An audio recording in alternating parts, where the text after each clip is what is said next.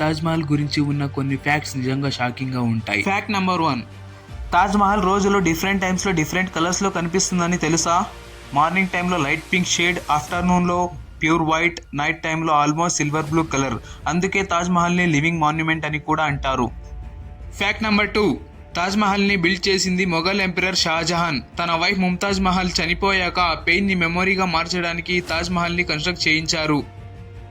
Fact number 3, Taj Mahal చుట్టూ ఉన్న 4 స్తంభాలు పర్ఫెక్ట్లీ స్ట్రైట్ గా ఉండవు. ఎందుకో తెలుసా? ఫ్యూచర్లో భూకంపం కానీ డ్యామేజ్ కానీ జరిగితే అవి మెయిన్ బిల్డింగ్ మీద పడకుండా బయటికి పడేలా డిజైన్ చేశారు.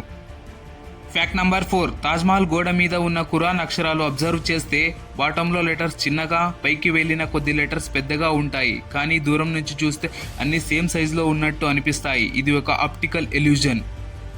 ఫ్యాక్ట్ నెంబర్ 5, తాజ్ మహల్ మీద ఉన్నది జస్ట్ పెయింట్ కాదు, అది తెల్లని పాలరాయి. జేడ్, రూబీ, లాపిస్ లజూలి ఇలాంటి విలువైన రాయిలతో రూపొందించబడును. ఈ స్టోన్స్ వల్లనే తాజ్ మహల్కి రిచ్ రాయల్ లుక్ వచ్చింది. ఇలాంటి ఇంట్రెస్టింగ్ ఫ్యాక్ట్స్ కోసం సబ్స్క్రైబ్ అవర్ ఛానల్.